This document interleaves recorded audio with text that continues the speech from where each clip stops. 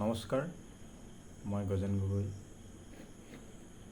আপোনালোক সকলোকে মই নমস্কাৰ জনাইছোঁ।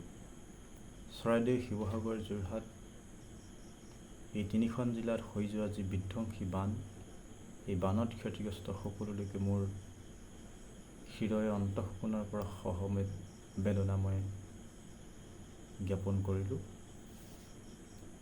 আৰু মই এইখিনিতে অসমবাসীক এই কথাষাৰ ক'বলৈ ইচ্ছাও কৰিছোঁ যে এই মাথো আৰম্ভণি, এনেকুৱা দুৰ্যোগ, এনেকুৱা বিপৰ্যয়ৰ মাত্ৰ আৰম্ভণি হৈছে। এটা সময় আহিব যি সময়ত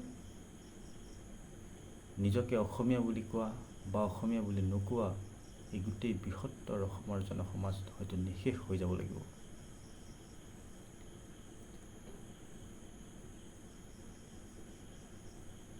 এনেকুৱা ধৰণৰ বৃহৎ দুৰ্যোগে ধনী দুখীয়া, জাতি এজাতি, ধৰ্ম বৰ্ণ নিৰ্বিশেষে সকলোকে হয়তো নিঃশেষ কৰি পেলাব।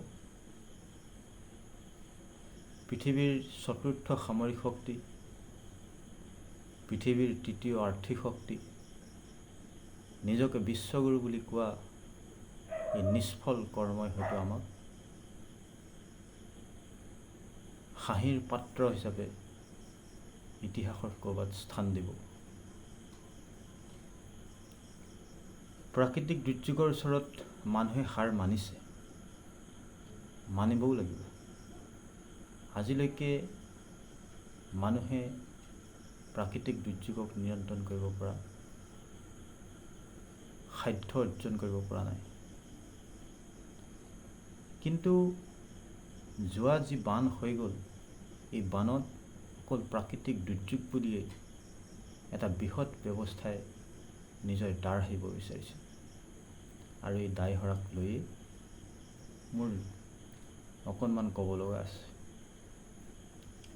বাৰু ই এটা প্ৰাকৃতিক দুৰ্যোগ বুলিয়েই ধৰি ল'লোঁ, কিন্তু স্বাভাৱিকভাৱে হোৱা বানপানী বা এনেকুৱা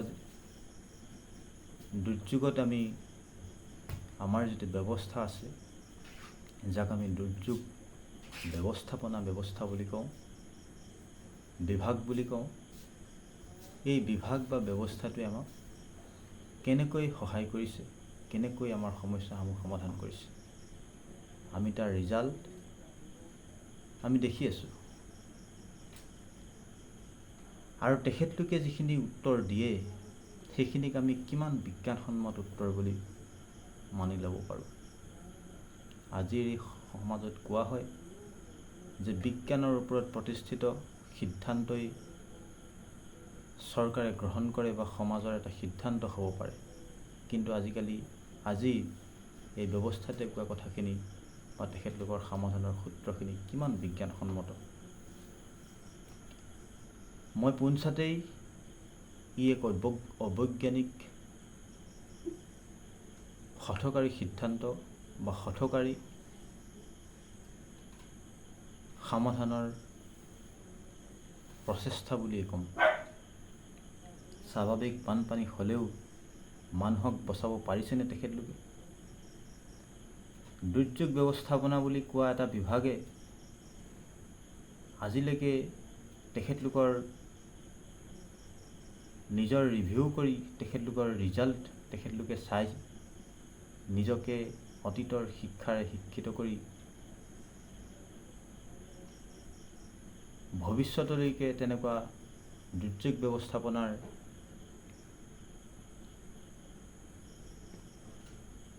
নতুন নতুন চিন্তা, নতুন নতুন কৌশল, বিজ্ঞানসন্মত নীতি নিয়মাৱলী তেখেতলোকে অৰ্জন কৰিব পাৰিছেনে? আচলতে সাধাৰণ কৰ্মসূচী আমাৰ ব্যৱস্থাটোৰ যি ধৰণে চলে, আমাৰ সমাজত ইমাৰ্জেঞ্চি বা জৰুৰী এই গোটেই কৰ্মসূচীবিলাকো একেধৰণেই চলে। এইখিনি ক'লে হয়তো ভাবিব যে তেখেতে এইটো এটা ভুল কথা কৈছে, কিন্তু আজিৰ তাৰিখত ই আচলতে সত্য। পুৱা 10 বজাত তেখেতলোক কাৰ্যালয়লৈ আহে, কাৰ্যালয়লৈ আহি তেখেতলোকৰ ৰেজিষ্টাৰখনত চহীটো কৰি তেখেতলোক গহীন হৈ পৰে। বাকী দিনৰ দিনপঞ্জীৰ কথা আপোনালোকে জানেই, কাক কোন সময়ত অফিচত পোৱা যায়, কাক পোৱা নাযায়। তাৰ উপৰিও 4 বজাৰ আগে আগে তেখেতলোকে ঘৰো পায়গৈ। এনেকৈয়ে দিন গৈছে, মাহ গৈছে, এনেকৈয়ে চলি আছে ব্যৱস্থা আৰু এনেকৈয়ে চলি থাকিব।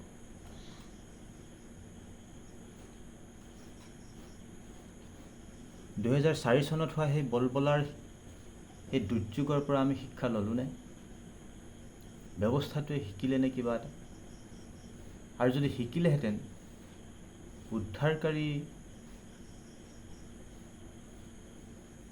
বোলা এই শক্তিটোৱে উদ্ধাৰ কৰিবলৈ মানুহক ইমান সময় লাগেনে? আজি 5 দিনৰ অন্তত আজিও যদি কোনোবাই উদ্ধাৰকাৰী দলে যদি কাৰোবাক বিচাৰি পোৱা নাই, ই কাৰ দুৰ্বলতা? নিশ্চয় ব্যৱস্থাটোৱে দুৰ্বলতা। ব্যৱস্থাটোৱে আকৌ সেইখিনিক নিজৰ দুৰ্বলতা বুলি মানি নলয়।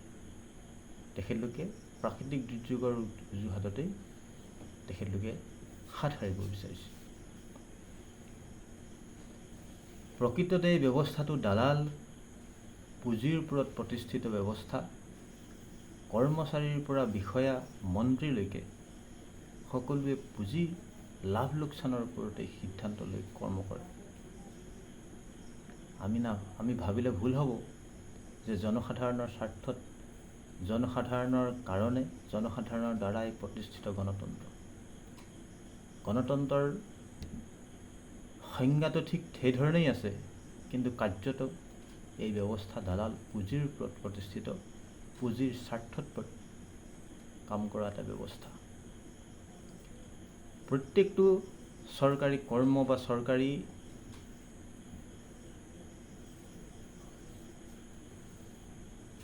সিদ্ধান্ত, লাভ লোকচান, কাৰ আত্মীয়ই কাম পাব, কোনে পাব, তাত কিমান লাভ হ'ব, এই গোটেইখিনি কথা হিচাপ নিকাচ কৰিয়েই কাম কৰিবলৈ আগবঢ়া হয়। আৰু সেইবাবে এদিন আমি কোনোবা সংবাদ মাধ্যমত দেখিবলৈ পাওঁ যে দেশৰ কৃষকক দিয়া সাহায্য, কিন্তু সেই সাহায্য দিবলৈ অনুষ্ঠান পতাৰ যিটো ধনৰ যিটো খৰচ, ই যথেষ্ট সাহায্যতকৈ বেছি হয়। মানে মই এইটো ক'ব বিচাৰিছোঁ যে দেশৰ দৰিদ্ৰ কৃষকক যিমান সাহায্য দিয়া হয়, সেই সাহায্য দিবলৈ যিটো অনুষ্ঠান পতা হয়, সেই অনুষ্ঠানৰ খৰচ বহুত বেছি হয়। আপোনালোকে প্ৰত্যেকটো কথাই দেখিব। হাৰিয়ানা, মহাৰাষ্ট্ৰৰ কৃষকৰ আত্মহত্যাৰ কথা আৰু সেই কৃষকৰ আত্মহত্যাৰ ঋণ মাফ কৰিবলৈ সাহায্য প্ৰদানৰ চৰকাৰৰ অনুষ্ঠানৰ কথা, এই গোটেইখিনি জল জল পট পটকৈ আজি আমাৰ চকুত ভাহি আহে। আৰু অসমতো কি তাৰ বিকল্প কিবা এটা হৈছে বুলি আমি ক'ব নোৱাৰোঁ। আমিও যি দেখিছোঁ অসমত একেখিনিকেই দেখিছোঁ। আজি কোনোবা উদ্যমী মহিলাই 9,000 টকা যদি পাইছে, সেই 9,000টো প্ৰদান কৰিবলৈ যি অনুষ্ঠান কৰা হ'ল, সেই অনুষ্ঠানৰ খৰচ কেইবা কোটি টকা। এদিন ঠিক তেনেধৰণে বন্যাৰ দুৰ্গতসকলক সাহায্য প্ৰদান কৰিবলৈ যি অনুষ্ঠান কৰা হ'ব, সেই অনুষ্ঠানৰ খৰচ নিশ্চয় দুৰ্গতসকলক দিয়া সাহায্যতকৈ বহুত বেছি হ'ব। আমি সেইটোৱেই আশা কৰিব পাৰোঁ। তাতোতকৈ বেছি যদি আশা কৰোঁ, অখিল গগৈ কোৱা ধৰণে আমি 10 লাখ টকা আশা কৰিব নোৱাৰোঁ। এই ব্যৱস্থাই 10 লাখ টকাৰ এই অসম্ভৱটো সম্ভৱ কৰি তুলিব নোৱাৰে। মানে সাধাৰণ জনতাৰ কাৰণে এটাই মাত্ৰ বিকল্প, অসহায়, দুখ কষ্ট দুৰ্বিষহ জীৱন কটোৱাৰ বাহিৰে দ্বিতীয় বিকল্প আমাৰ হাতত আৰু একো নাই।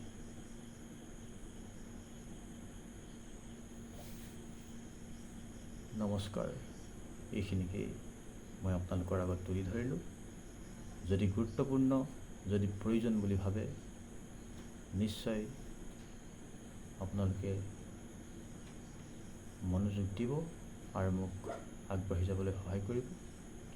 আৰু যদি অপ্ৰয়োজনীয় বুলি ভাবে, তেতিয়াহ'লে আপোনালোকৰ মন মগজুৰে সিদ্ধান্ত ল'ব। ধন্যবাদ।